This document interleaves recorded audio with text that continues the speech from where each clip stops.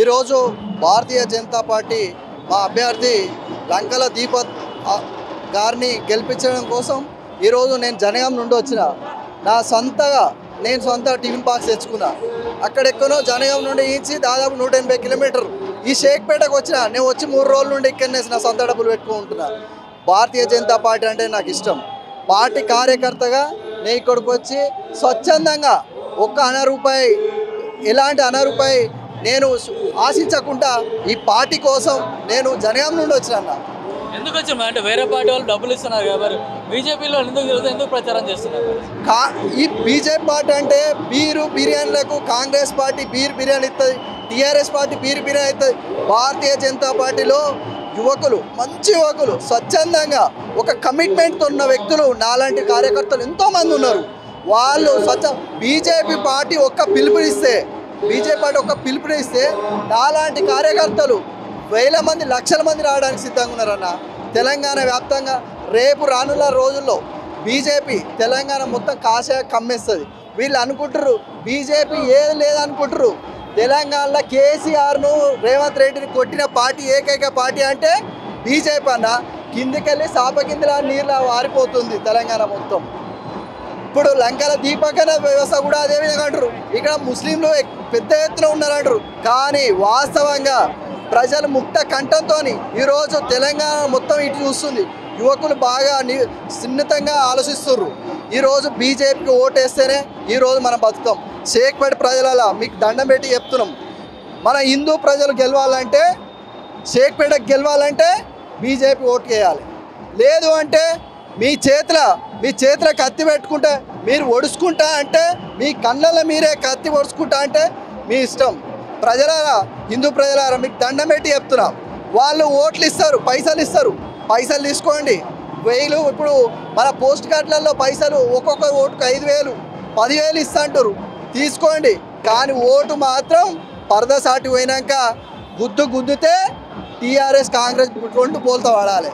ప్రజలారా బాగా ఆలోచించి, మా పార్టీ పైసలు ఇవ్వకపోవచ్చు కానీ సేవా కార్యక్రమాలు చేస్తుంది. నరేంద్ర మోడీ అనే వ్యక్తి ఈరోజు ఛాయ్ వాళ్ళ నుండి ఒక బీసీ వ్యక్తి దేశ ప్రధాని అయ్యిండు. అందుకనే చెప్తున్నా, ఒక నార్మల్ కార్యకర్త కూడా ఇక్కడ అవకాశం ఉంటుంది. మీలో కూడా నాయకులు తయారవుతారు. మా బీజేపీకి అవకాశం ఇస్తే మీ ప్రాంతం కానీ సస్యశాలం అవుతుంది. లేదంటే ఇప్పుడు కాంగ్రెస్ పార్టీలో జరుగుతున్న అవినీతి మీరు చూస్తున్నారు. ఏ మంత్రిని చూసినా, మొన్న కొండ సురేఖ చూసిర్రు. కొండ సురేఖ వాళ్ళకు వచ్చే ఏమి మన రోడ్ల పనులే కానీ ఇంకా మన కాంట్రాక్ట్లే వినో వాళ్ళకే పడట్లేదు. ఒక మంత్రికి ఇంకో మంత్రికి పొంగులేటి శ్రీనివాసరెడ్డి నాకు కావాలి కాంట్రాక్టు. వాళ్ళిద్దరి మధ్యనే ఫైటింగ్ జరుగుతుంది. వాస్తవంగా ప్రజలు సున్నితంగా ఆలోచిస్తున్నారు. ఎందుకంటే డెవలప్మెంట్ మొత్తం ఏమో చేసామని బీఆర్ఎస్ చెప్పుకుంటారు కదా, మరి కాంగ్రెస్ పార్టీ చెప్పుకుంటుందా? బీఆర్ఎస్ పార్టీ చెప్తుంది కదా. అసలు బీఆర్ఎస్ పార్టీ తెలంగాణ సర్వనాశనం చేసింది అన్న. నేను ఒక్కటే ముచ్చట చెప్తున్నా, పొద్దున్న లేస్తే చాలామంది కార్మికులు పనిచేసుకొని బతుకున్నారు. ఊరికి ఒక వైన్ షాప్ పెట్టిరన్నా అన్న. నేను ఒక ఊరికి పోతే కార్యకర్తలు నేను పోయినా, ఆ ఊళ్ళో తినడానికి అన్నం దొరుకుతలే కానీ మందు దొరుకుతుంది.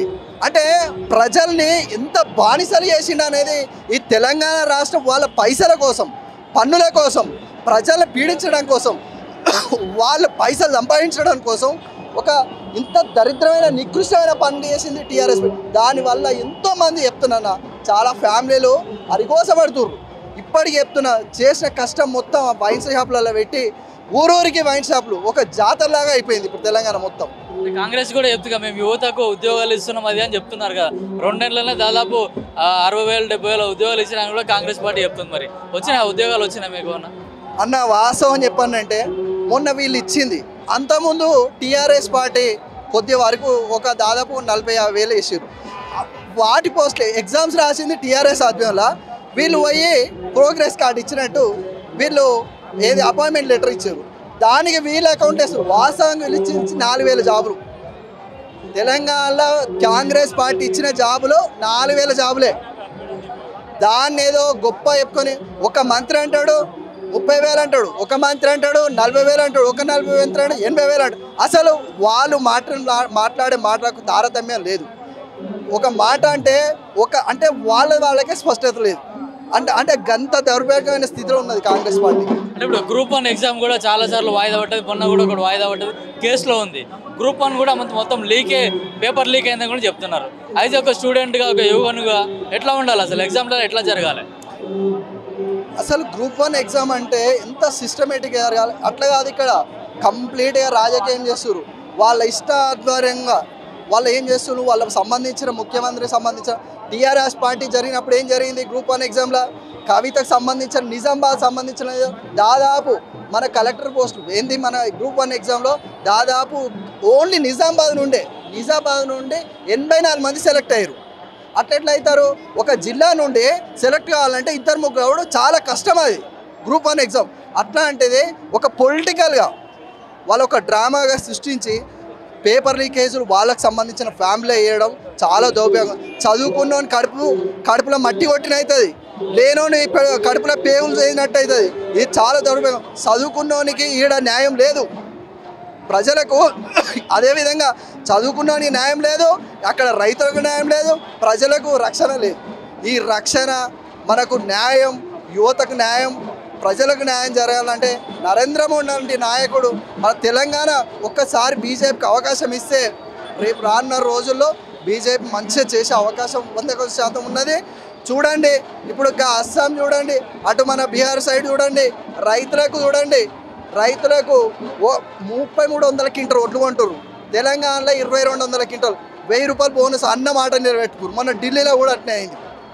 ఆయుష్మాన్ భారత్ మొత్తం తెలంగాణ, మన తెలంగాణ కాకుండా ఇతర రాష్ట్రాలు మన తెలంగాణలో ఆంధ్రప్రదేశ్లో, మన ఆంధ్రప్రదేశ్ అంటే మన ఒక్క 2 రాష్ట్రాల్లో తప్ప దేశం మొత్తం అమలు అవుతుంది ఆయుష్మాన్ భారత్. నరేంద్ర మోడీ గారు ఒకటే అన్నారు, గుడిసెలు ఉన్నోనికైనా బంజారా హిల్స్ ఉన్నోనికైనా ఒకే రకమైన ఉచిత వైద్యం, నువ్వు అపోలో అయినా కిమ్స్ అయినా ఇంకా వేరే హాస్పిటల్ అయినా ఉచిత వైద్యం అందాలనేది నరేంద్ర మోడీ గారు చేసిన కష్టం వృధా చేయొద్దు అనే ఉద్దేశంతో ఒక మంచి ఉచిత వైద్యం, ఉచిత విద్య అనేది చాలా ఇంపార్టెంట్.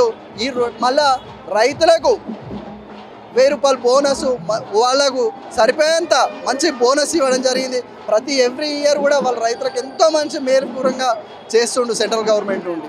అయితే విద్యార్థులకు కానీ యువతకు కానీ ఉద్యోగాలు కావాలంటే మాత్రం బీజేపీకి ఓటేయాలని చెప్తున్నాం. మేము స్వచ్ఛందంగా వచ్చి బీజేపీలో పనిచేస్తున్నాం, మాకు ఎవరు డబ్బులు ఇవ్వలేదని కూడా చెప్తున్నా. అంటే ఇప్పుడున్న యువత మాత్రం బీజేపీకి ఓటేస్తే మనకు బంగారు భవిష్యత్తు ఉందని చెప్తున్నారు. అందరికీ నమస్కారం. నా పేరు శివకృష్ణ, నేను యువమోర్చా రాష్ట్ర కార్యవర్గ సభ్యుడిని.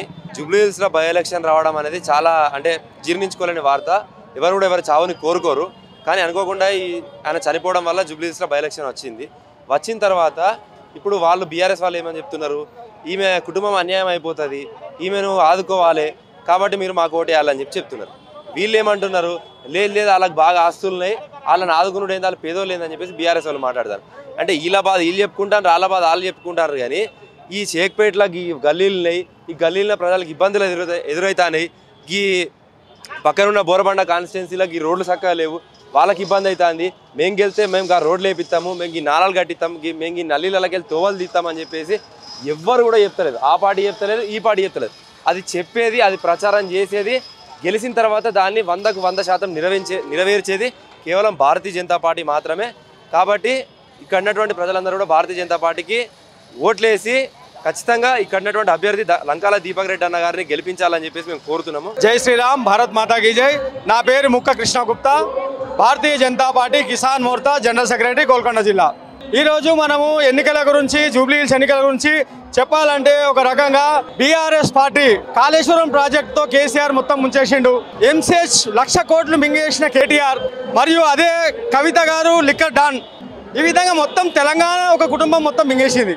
దాని తర్వాత 420 హామీలు ఇచ్చి ఒక్క హామీ ఆ బస్సు చేసి మిగతా అన్ని ఒక 419 హామీలు కూడా ముంచిన గవర్నమెంట్ ఏదైనా ఉందంటే అది కాంగ్రెస్ గవర్నమెంట్. అది మీ అందరికీ తెలుసు, మీరు అందరూ చూస్తున్నారు. అది కూడా బస్సు ప్రాజెక్ట్ ఎట్లా సక్సెస్ అయిందంటే మగవాళ్ళ టికెట్ ఛార్జీలు పెంచిండు, ఆడవాళ్ళ టికెట్ ఛార్జీలు ఫ్రీ. పిల్లలకు, చదువుకునే పిల్లలకు ల్యాప్టాప్లు రాలేదు, నిరుద్యోగులకు 4000 ఫండ్ రాలేదు, రైతులకు నట్టేయడం ఉంచిండు. అందరికీ 2 లక్షల రుణమాఫీ చేస్తా అని ఏదో ఒక కొంతమందికి చేసి ఒక ఊరికి ఒక్కరికి చేసి ఆ విధంగా అందరినీ రైతులను కూడా నట్టేయడం ఉంచిండు. ఇక అన్ని నేను చేసినా కేసీఆర్ అప్పులు చేసిండు, నేనేం చేయాలి, నేను పోయి బ్యాంక్ ముంగండి పడితే నా చెప్పులు చూస్తారు, నాకు అప్పులు కూడా ఉడతలేవని గవర్నమెంట్ అంటుంది. ఈ విధంగా చెప్పడం ఎంతవరకు న్యాయం? మీరు 420 హామీలు ఇచ్చి ప్రజలను నట్టేయడం వచ్చినట్టా కాదా? మీరు ఇవ్వకపోయేది ఉండే హామీలు గవర్నమెంట్ వచ్చినాక నా దగ్గర ఫండ్ లేదు, నేను అప్పులు కడుతున్నా, ఇవన్నీ చెప్పి తప్పు కదా? మీరు జనరేట్ చేయాలి. మీరు ఎట్లయితే సంపదను దాన్ని జనరేట్ చేసి పబ్లిక్ మేలు చేకూర్చాలి. అది చేకూర్చకుండా పబ్లిక్ ఏం చేయకుండా అదే విధంగా వదిలేసి 420 హామీలు ఒక్క హామీ కూడా నెరవేర్చకుండా పబ్బం కడుకుంటూ 2 సంవత్సరాలు అయిపోయింది. ఇప్పుడు మీకు ప్రజలు ఏ విధంగా ఓటేయాలి?